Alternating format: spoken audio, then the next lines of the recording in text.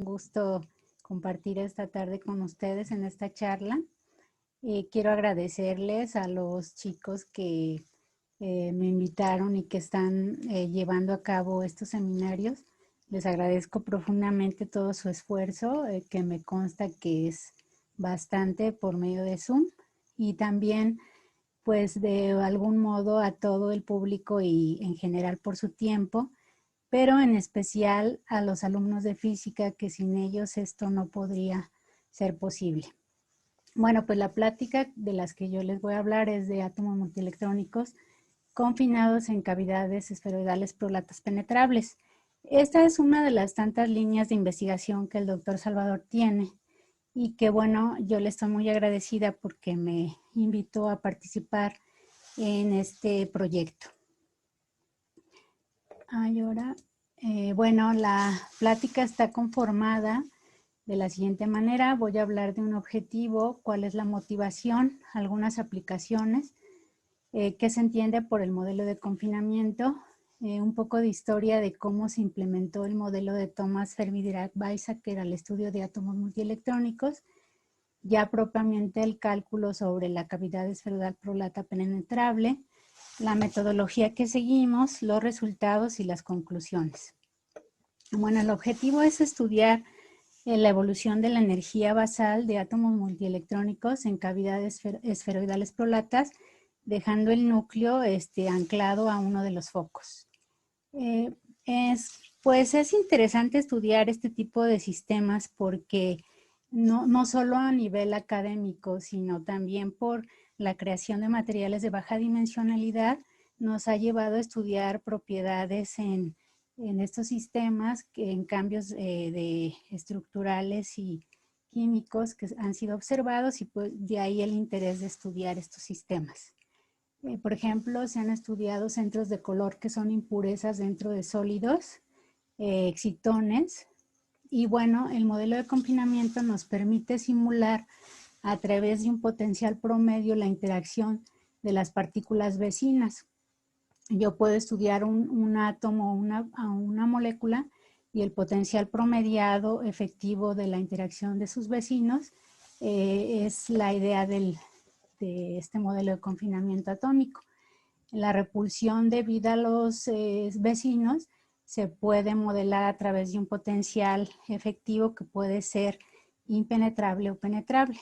La forma de la cavidad o de la caja pues va a depender de qué sistema estudien. Igual si quieren estudiar confinamiento superficial o dentro de materia condensada. Entonces, si yo quiero estudiar, por ejemplo, un átomo de uno o muchos electrones, puedo simular el confinamiento a través de una caja esférica centrando al núcleo del átomo en el centro de la esfera. De igual modo, si quisiera estudiar, por ejemplo, la molécula de hidrógeno, pues podría imaginarme esa cavidad prolata, porque pues la molécula de hidrógeno tiene dos núcleos y un electrón, entonces quizás la forma de la cavidad más apropiada sería una esferoidal prolata. Los modelos de confinamiento que hemos estudiado con el doctor Salvador, bueno, al menos en lo que yo he podido trabajar con él, han sido isotrópicos, es decir, cavidades esféricas penetrables e impenetrables, y anisotrópicos como el que les voy a presentar ahora, y también átomos limitados por planos penetrables e impenetrables. Nosotros con este modelo queremos explicar un poco la generación de exoelectrones debidos a fracturamiento de rocas. Entonces, si nosotros simulamos un átomo multielectrónico en una cavidad esférica, debido a cambios debidos a esfuerzos de altas presiones, esos electrones pueden salir expulsados, pueden ionizarse y salir a la atmósfera y ionizar la atmósfera, como sucede cuando hay un temblor que vemos el cielo iluminado, ¿no? Entonces, como les comentaba, esa interacción con los demás vecinos se puede simular a través de un potencial. Ese potencial puede ser, como les decía, infinito o penetrable como un tipo escalón, donde se permite que si hay una reducción de la cavidad debido, por ejemplo, en este caso que queremos aplicar a altas presiones hay una reducción en la cavidad, entonces hay la posibilidad de que haya ionizaciones. Y bueno, eso lo queremos aplicar a este trabajo que les voy a mostrar. Pero antes de eso, un poco de historia quisiera hacer, como cuando pues yo empecé a trabajar en mi posgrado con el doctor Salvador, pues trabajamos el modelo de Thomas Fermi-Weizsäcker en una cavidad esférica. Teníamos átomos multielectrónicos confinados en una barrera impenetrable. Primero empezamos así, pero el modelo de Thomas Fermi, pues no, como ustedes saben, esa aproximación es se considera a los electrones como un gas de electrones libres, pero bueno, se hicieron, otros autores hicieron aportaciones para poder implementar un funcional de la densidad, un funcional de energía que estuviera en términos de la densidad electrónica, y entonces ahí nos permitía poder poner ese funcional en capas, y los valores de la energía obtenidos pues fueron muy próximos a los valores Hartree-Fock, que son pues valores muy precisos de la energía. Entonces les voy a hablar un poco de ese trabajo, Entonces la forma del funcional es, como les decía yo, voy a permitir que los electrones puedan salir de la cavidad esférica en este caso. Entonces hay una energía para la parte interior y para la parte exterior. Para la parte interior tenemos la energía cinética, la interacción electrón-núcleo y la interacción electrón-electrón. Para la parte de afuera tenemos la energía cinética y la altura de barrera. La energía cinética interior, está el modelo pues de la energía cinética de Fermi, de Thomas Fermi, y el término de escalamiento de Weizsäcker, que es este de aquí, de inhomogeneidad de la función de densidad cerca del núcleo. Y también el potencial electrón-núcleo, y el electrón-electrón. En ese cálculo, en ese artículo, nosotros calculábamos esta interacción. Si teníamos la densidad electrónica, podíamos obtener el potencial eléctrico a través de la ecuación de Poisson. Y así fue como en ese trabajo estuvimos obteniendo esta interacción entre electrones, y este es el intercambio, el intercambio de electrones de Dirac y la altura de la barrera. Y pues para la densidad interior tenemos, se forma por el número de ocupación de los orbitales igual a externa, y bueno, las condiciones a la frontera se deben de cumplir como se ve aquí en esta diapositiva. Debo de conectar suavemente la función interior con la exterior. Y perdón, que me estoy moviendo muy rápido con las diapositivas. Pues deben cumplir las condiciones de frontera y la normalización. Entonces, las constantes de normalización las obtenemos con el número de ocupación de los electrones en esa capa, y con esta obtenemos los parámetros variacionales. ¿Cómo son la forma de los funcionales? Son funciones tipo Slater. Esta parte se le llama término de acoplamiento para que pueda uno pegar en la frontera la función suavemente. Luego, para la función externa, tomamos las funciones del átomo de hidrógeno confinado en cavidades esféricas hecha por el doctor Leco. Y bueno, aquí N significa el número cuántico principal y L el número cuántico de momento angular. Como estamos usando el tratamiento variacional para obtener la energía, pues nosotros tenemos que minimizar ese funcional en función de los parámetros variacionales. En este caso sería y gamma y beta son los parámetros variacionales, y en función del radio de confinamiento y la altura de barrera. Aquí les estoy mostrando algunos de los valores obtenidos, aunque la figura no se ve bien, pero pueden, si están interesados en saber cómo se hizo ese trabajo. Aquí está la referencia. Entonces, como les decía, hicimos el cálculo para varios tipos de barrera, obtuvimos los parámetros variacionales y la energía a distintos radios de confinamiento. También en ese trabajo propusimos una idea de cómo se ionizaban los electrones,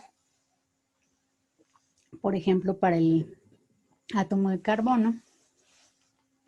Nosotros, de hecho, pues como es un átomo confinado, no hay una propuesta así como tal de cómo saber cuándo un electrón se ioniza.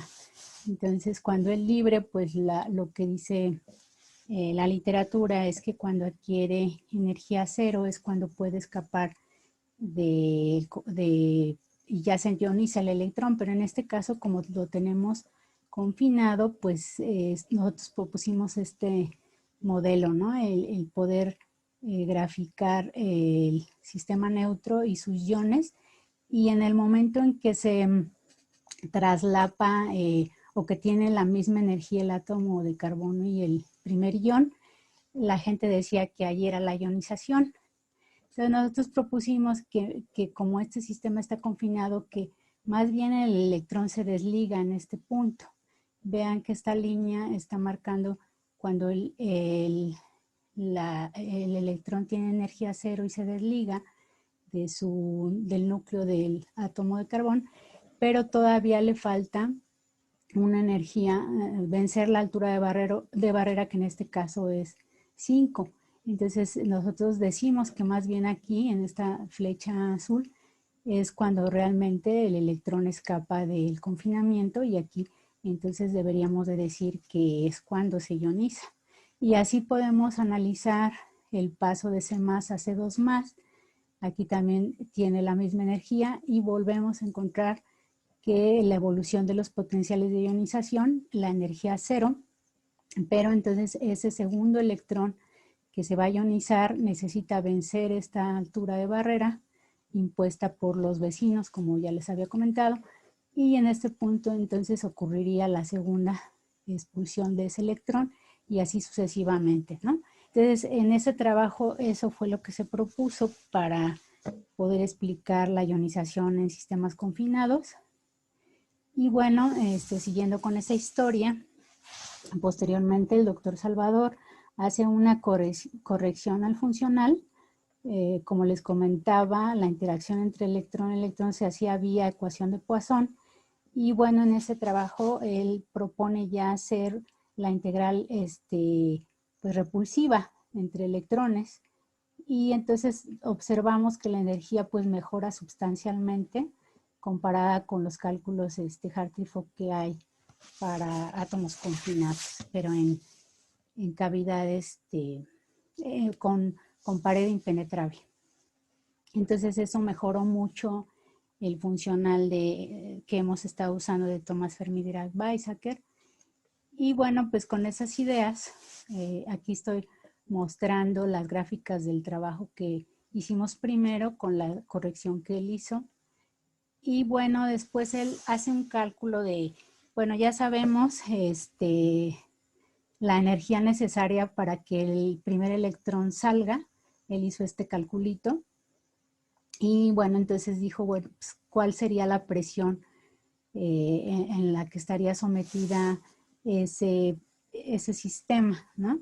Y la hizo a través de parametrizar la energía en términos del radio de confinamiento, y bueno, de esa manera calcula la presión a la cual estaría sometido ese sistema. Y por otro lado también en ese trabajo mostraron el doctor Remigio y el doctor Salvador más o menos darse una idea de qué valor de presión y de radioconfinamiento tendrían sistemas que estuvieran confinados a barrera 0, 2, 10 infinita, comparados con algo conocido como es la mordida de un humano, la síntesis del diamante y la corteza terrestre, ¿no? La presión en ese, cómo sería la evolución hablando en términos de presión. Entonces, con todo ese trabajo atrás ya de tiempo que se ha hecho con ese funcional, quisimos estudiar, como les decía, aplicarlo a la producción de exoelectrones. Entonces, como que la cavidad pues, más apropiada sería una esferoidal prolata, ¿no? Porque sería de algún modo pues es anisotrópica. Y entonces poner el núcleo del átomo anclado en uno de los focos. Y bueno, en coordenadas prolatas pues hay que calcular pues, por ejemplo, la distancia de cualquier electrón en esas coordenadas. Las podríamos sacar, por ejemplo, si restamos G menos Z, tendríamos la distancia de cualquier electrón del lado derecho del esferoide, o si queremos estar de este lado, pues haríamos la suma de esta cantidad más esta. Nosotros nos ubicamos del lado derecho, entonces la coordenada espacial para cualquier electrón sería esta, y haciendo esos cambios en el funcional en términos de esas coordenadas, pues ya haríamos la misma historia, ¿no? Tenemos el funcional de energía, que consta de la energía cinética, la contribución electrón-núcleo, la electrón-electrón, con el cambio que les mencionaba, y la altura de barrera. Y de igual modo vamos a dejar la energía cinética interior y exterior, como ya les había mencionado, nada más que en coordenadas prolatas. Y bueno, consta de los mismos términos que les comenté. Y por ejemplo, pues el gradiente de la densidad en prolatas, pues tendrían ustedes que usar sus factores de escala para poder calcular el gradiente, la divergencia, y pues ya nos quedaría más o menos de esta forma. La forma entonces, como les comentaba, de la integral de electrón-electrón ahora es esta, en vez de usar vía ecuación de Poisson. Y esta sería el término de Dirac. Como nosotros estamos usando el estado base, esta integral se va a simplificar bastante. Y bueno, pues la altura de barrera es una altura de barrera finita en las coordenadas, como les comentaba, prolatas, ¿no? Que iría de una caja G0 que sea menor que infinito, y las coordenadas en eta van de -1 a 1.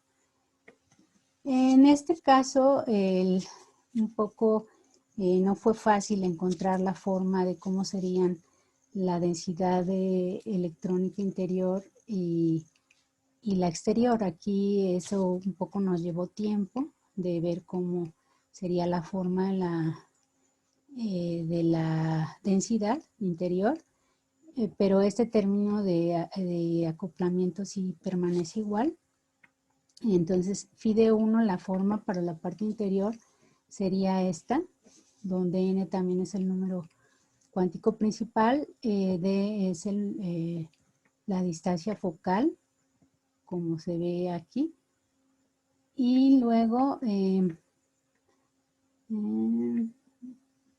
este término, que siguen siendo las funcionales tipo Slater, pero la forma pues es diferente a la esférica.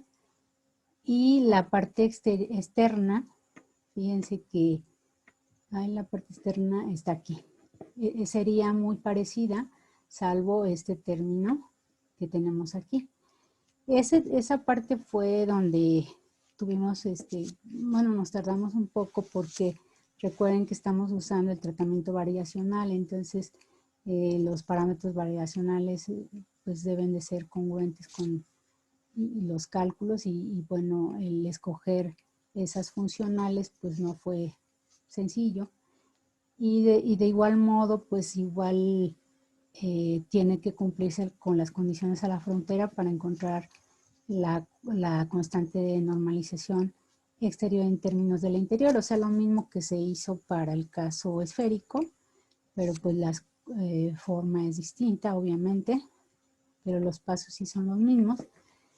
Luego igual para encontrar los parámetros, ahora es el gradiente de la función entre la función densidad, igual en la frontera, para encontrar estos parámetros variacionales que relacionan con los parámetros variacionales de la función interior y exterior. Y bueno, igual minimizamos la energía en términos de esos parámetros, la altura de barrera y en este caso la distancia focal. Entonces, bueno, aquí nada más puse una integral para una, y de hecho así un poco simplificada de todas las integrales que tendríamos que hacer para encontrar la energía. Entonces aquí hay varias integrales anidadas. En este caso ya tuvimos que hacer un programa en Fortran. Para el caso esférico también, bueno, no fue en Fortran, pero fue primero en matemática y luego ya pasamos a Fortran. Y bueno, esta tabla tampoco se ve bien, pero aquí les muestro uno de los resultados para el átomo de silicio con una cavidad de 2. Y esta parte de lambda es el término de Weizsäcker, que como les comentaba hicimos cálculos para cada átomo y se calculó el valor que tendría que tener esa lambda. Bueno, se me olvidó comentar que este trabajo lo hicimos con un chico que ahora ya está en su posgrado, que se llama Roberto. Este chico ha trabajado pues muy bonito y bueno, él trabajó el átomo de neón y yo le pedí su gráfica para mostrarla. Él es un muchacho que empezó con su proyecto en licenciatura, pero nosotros cuando trabajamos con el doctor Salvador siempre él nos pone a hacer cálculos desde abajo, ¿no? Desde obtener sistemas, bueno, reproducir un poco los artículos de Leitco y así, ¿no? Hasta que pues vayamos adquiriendo soltura, ¿no? En esos cálculos y pues Roberto pues lo hizo muy bien, ¿no? Entonces tanto que nos alcanzó y pues pudo participar en este proyecto también y pues muy bonito, ¿no? De hecho eso fue su proyecto de licenciatura y ahorita ya está en la maestría. Entonces lo sorprendente es que cuando hacemos el análisis de la evolución de la energía del estado base en esa cavidad prolata, también se comporta igual. Entonces comparamos el sistema neutro con el primer ion y cuando tienen la misma energía, el potencial de ionización es cero, pero también observamos que pues, está sometido a una barrera. No podemos decir que ya se ioniza en este punto, sino en realidad la primera ionización sería aquí, cuando vence la altura de barrera, que en este caso es de 1. Y igual para el siguiente ion, aquí en este cruce, vemos energía 0, pero el escape electrónico sucede en el punto P2 cuando vence la altura de barrera 1. Y bueno, este trabajo lo hizo para el caso del neón y yo me aboqué a trabajar. Esa es también otra cosa bonita que les quiero comentar, que en el grupo pues cada quien hace sus cálculos, su programa y nos reunimos para comentar lo que obtenemos y bueno, eso nos ha hecho aprender bastantes cosas. A mí me tocó trabajar el sistema, el átomo de silicio y aquí, bueno, yo no pude juntar así como le hizo Roberto porque el silicio pues tiene más electrones y pues los escapes suceden muy rápido y las gráficas se ven muy pegaditas. Entonces si las pongo todas juntas pues no se podría ver esto que se ve aquí tan bonito. Entonces yo aquí estoy mostrando el sistema neutro con el primer ion. Se traslapan estas gráficas y otra vez aquí corresponde a la energía 0, pero el escape del primer electrón sería hasta que venza la altura de barrera, que en este caso es 0.25, como se ve aquí. Perdón, no dije, es cómo va cambiando la distancia focal. Este es el potencial de ionización sacado, así como les comentaba, restando la energía del neutro y el primer ion. Y esta es la evolución de la energía del estado base del silicio y el silicio más. Y bueno, pues para el segundo escape, aquí sería el silicio más con el 2 más, que no se ve muy bien. Y bueno, aquí igual tenemos energía cero, pero el electrón en este punto se desliga y en este se escapa de la cavidad. Entonces, bueno, pues con este modelo nosotros, en primer lugar, pues volvemos a ver ese comportamiento, aunque cambiamos de forma de cavidad y la penetrabilidad, volvemos a ver ese mismo comportamiento en el modelo que queremos proponer para explicar la ionización. Y bueno, en primer lugar, pues las funciones de densidad que se ocuparon, pues sí representan al sistema.